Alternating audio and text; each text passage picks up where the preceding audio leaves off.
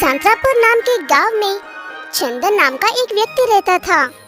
चंदन के पास एक गर्भवती गाय थी जो एक ईमानदार इंसान से कम होशियार नहीं थी। चंदन की गाय तारा अपने मालिक के बिना ही जंगल में जाकर हरा भरा घास खाकर वापस घर लौटकर आती थी। चंदन भी तारा को किसी चीज की कोई कमी ना हो इस बात की पूरी कोशिश करता था।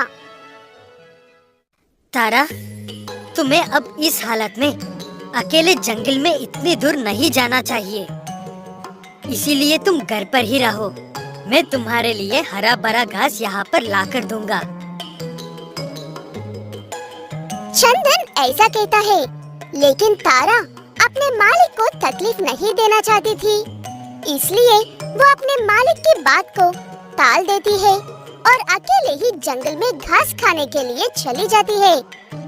जंगल में जाने के बाद अपने मालिक की बात के खिला होकर आई है, ये सोचते हुए जंगल में घास खाए बिना आगे तक चली जाती है।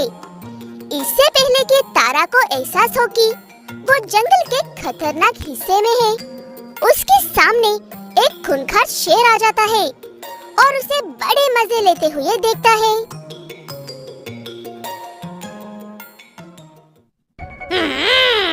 अरे वाह, लगता है आज मेरी तो दावत ही है। इतना स्वादिष्ट खाना कुछ चलकर मुझ तक आया है।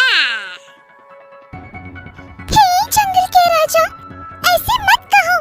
मैं अभी गर्भवती हूँ। मेरे बच्चे ने अभी तक ये दुनिया देखी भी नहीं है।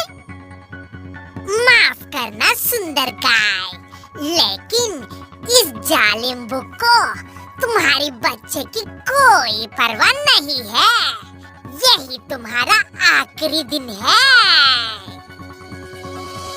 ये कहते हुए शेर उस गर्भवती गाय के पीछे पड़ता है। दोनों जंगल में काफी देर तक भागते हैं। भाग भाग कर गाय थक कर जमीन पर गिर जाती है। नीचे गिरने के बाद वो गाय रोते हुए उस शेर से विनती करती है, आज या कल में मेरा बच्चा इस दुनिया में आ जाएगा। जैसे ही उसका जन्म होगा, मैं उसे छोड़कर तुम्हारे पास आ जाऊंगी। ये मेरा वादा है तुमसे। शेर को भी उस गाय की हालत देखकर दुख होता है, इसलिए वो शेर उसे फिलहाल के लिए जाने देता है और वो गाय चुपचाप वहाँ से चली जाती है। 2 दिन बाद वो एक सुंदर से बछड़े को जन्म देती है। अरे वाह तारा, तुम्हारा बच्चा तो तुम्हारी तरह ही बहुत सुंदर है। अब तो मेरी बात मानो और कुछ दिन घर पर ही रहो। मैं तुम्हारे लिए ताजा और हरा भरा घास लाकर दूंगा। नहीं मालिक, मुझे अब जाना होगा। मैंने किसी को वादा किया था। मुझे पता है आप बहुत ही अच्छे इंसान हो और मेरे बच्चे का बहुत अच्छे से ख्याल रखोगे। ये कहते हुए तारा अपने मालिक को शेर वाली सारी बात बताती है। वो बात सुनकर चंदन भी काफी दुखी होता है और उसकी मदद करना चाहता है, लेकिन तारा उसकी एक भी नहीं सुनती है और रोते हुए जंगल में चली जाती है।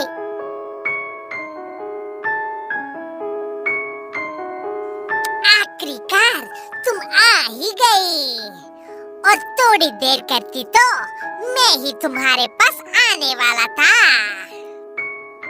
मैं कैसी ना आती? मैंने वादा किया था, वो भी एक जंगल के राजा से।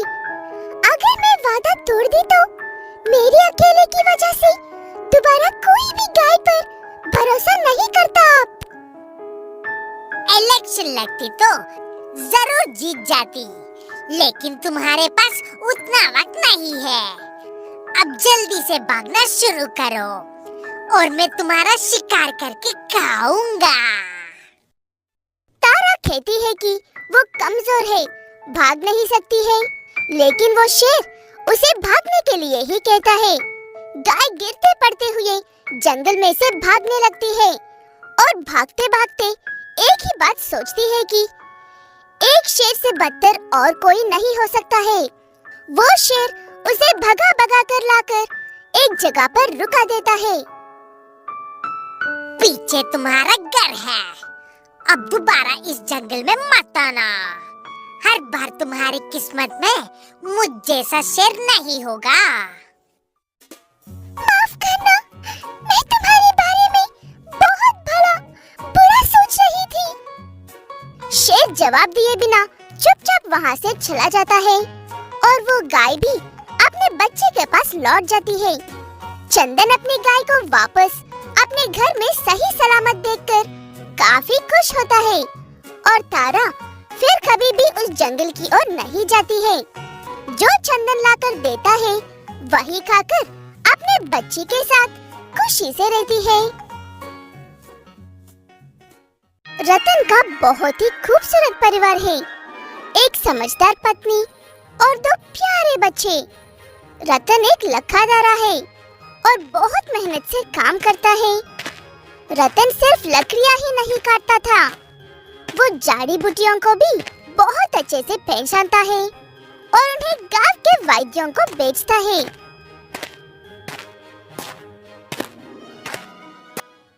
रानी, क्या तुम आज थोड़ा समय निकालकर घर के पीछे वाले घास साफ कर सकती हो? बच्चे खेलने के लिए अक्सर वही जा रहे हैं। हाँ, मैं भी यही सोच रही थी। अब आपने कह दिया है तो साफ कर ही देती हूँ। ये कहते हुए रानी सफाई करने के लिए चली जाती है और रतन आज जंगल के दूसरे हिस्से में नदी के उस पार जड़ी बूटियां लेकर आने के लिए जाता है। रतन की बेटी और बेटा दोनों घर के सामने खेल रहे थे।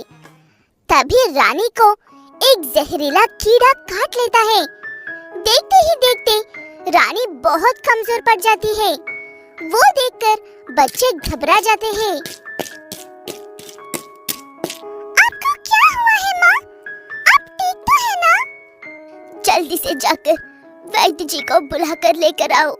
जल्दी जाओ बेटा। रानी की बेटी अपने भाई को लेकर वैद्य के पास जाती है और उन्हें तुरंत बुलाकर लेकर आती है। वैद्य रानी को देखने के बाद, बच्चों, तुम्हें एक बहुत बड़ा काम करना होगा। मुझे यहीं रुककर इनका इलाज करते रहना होगा। तब तक तुम दोनों ध्यान से अपने पिताजी के पास जाकर जल्दी से अपने पिता को कहना कि बिच्छू से लड़ने वालों जड़ी बूटी चाहिए। ये कहकर वैद्य दोनों को जंगल में भेजते हैं। दोनों छोटे भाई बहन अकेले जंगल में तो चले जाते हैं, लेकिन वो रास्ता घर से स्कूल जितना आसान नहीं था। जहरीले सांप और खूंखार जानवरों से भरा हुआ था। अपने पिता तक पहुंचने के लिए बच्चों को मगरमच्छों से भरी हुई एक नदी को पार करके जाना था। उसे पार जाने के लिए उनके पास ना तो कोई नाव थी और ना ही कोई पुल। मगरमच्छों से बचकर उस पार कैसे जाए, ये सोच रही थी रतन की बेटी। दीदी, हम यहाँ क्यों खड़े हैं?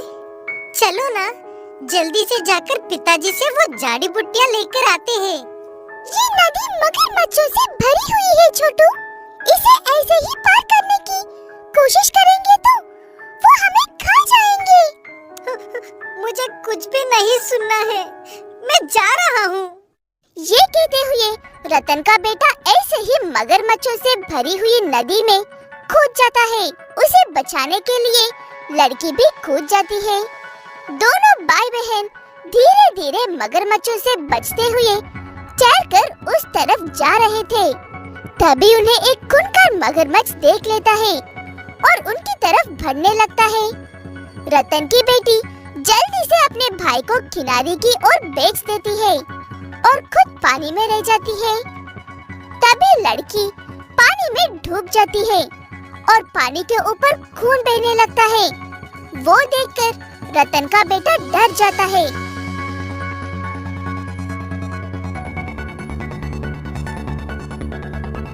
दीदी, आप ठीक तो हो ना? तभी रतन और उसकी बेटी दोनों एक झटके से किनारे पर पहुंचते हैं।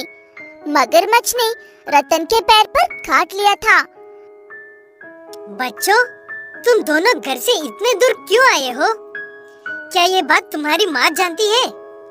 तब रतन की बेटी उसे सारी बात बताती है और ये भी कहती है कि उन्हें कौन सी जड़ी बूटियाँ चाहिए।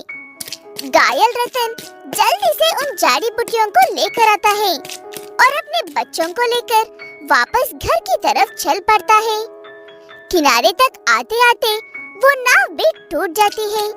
जैसे तैसे करके सब मगरमच्छों से बचकर घर पहुंचते हैं। घर पहुंचने के बाद वैद्य रतन और रानी दोनों का इलाज करता है। भले ही तुम दोनों छोटे हो, लेकिन काफी बहादुर हो बच्चों। फिर कभी ऐसी बहादुरी मत दिखाना। ये कहते हुए वैद्य वहाँ से चला जाता है। उसके बाद दोनों भाई बहन अपने माँ बाप के साथ बैठकर उन्होंने जड़ी बूटियाँ लेकर आने के लिए क्या क्या किया वो बातें सुनाने लगते हैं।